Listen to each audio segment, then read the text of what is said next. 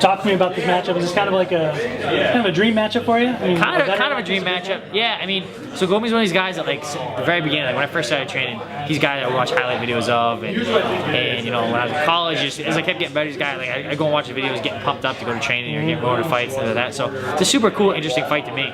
Stylistically, it's a tough matchup. You know, he's got really good stand-up, crazy power in both hands, good wrestling. He used to be a grinder. He used to take people down and beat them up on the ground. You know, so it's like I do have to worry about him everywhere. But I think that if hits the ground, I do have a much better, you know, ground game than he does. I think he's gonna have the better stand-up game, but I think it's more comparable.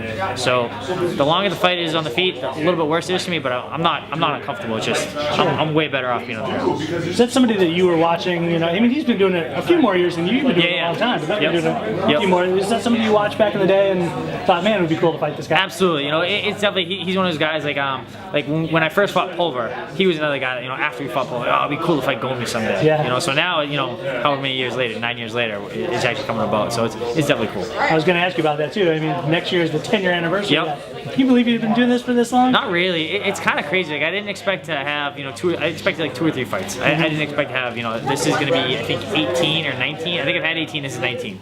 So it's pretty crazy the fact that it's come this far. The sport's changed so much. I've changed so much. You know, when I fought Pulver, I just finished up school. I was working full time. I was training as much as I could. You know, I went out there. Like, it's really crazy how everything just changed so dramatically now. But I'm excited. You know, I always think you're just gonna take it one fight at a time and see what happens. Everyone's always like, oh, how many more fights? Like, I have no idea. I have, you know, one bad training injury or fight injury or something like that. It could be it. You know, it could be not it. I don't know. You've won more bonus money since UFC 63 than everybody else on that card put together in the rest of their career. Probably. So I've got the most bonuses in the UFC. So, and we're gonna try and keep getting that. We're gonna keep that lead. You know, so hopefully get another, you know, submission tonight or something on Saturday. It's been a little bit tougher sledding for you, maybe the last 10 or 12 fights. Yep. Is that a quality of opponent difference? Are things that much tougher? Everybody's progressing up the ladder. I think everyone's just getting better all the time. Yeah. You know, I've been the best version of myself. It's not a case of, you know, like I'm getting worse or I'm slowing down or you know, that. It's just injuries are a little bit more common, so it's a little bit tougher in training camp sometimes. But really, it's the quality of opponents. Guys are so much better now than they were back then. So I think just as time goes on, you gotta keep, you know, reinventing yourself and getting better and better and better all the time. It's just, and everyone else is doing the same thing, and everyone's super hungry to get up to this level. So it's tough. You know, I think that the whole entire 55 division is a Shark Tank, start to finish. Anyone in the top 15 can be anyone else on any given night. It's just, I think we have the toughest division. Yeah. The beauty of it is your bosses obviously put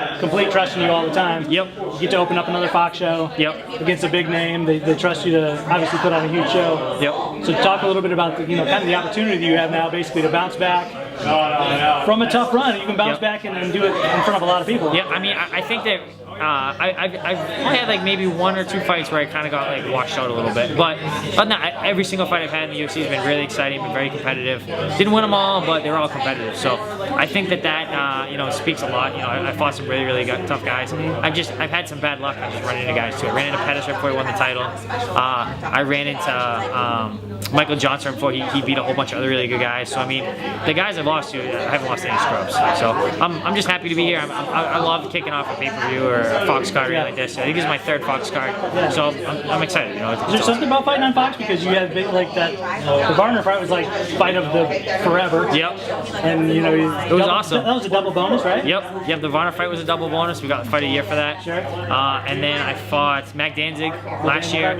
Great fight for you. You know what I mean? Another great fight. So you know, I'm excited about it. You know, fighting on Big Fox is awesome. You know, like it's a little tough when you tell, you know, people like, oh, I'm fighting, you know, but it's on pay-per-view. You got to spend $70, you know, and because for the casual fans that don't really watch it that much, like friends of my parents, things like that, like they're not going to turn in for pay-per-view. But when it's on Fox, there's no excuse. Everyone gets to see it. It's kind of nice. You're still pretty young, all things considered, as far as the sport goes. But you did mention you never know when the last fight could be. Yep.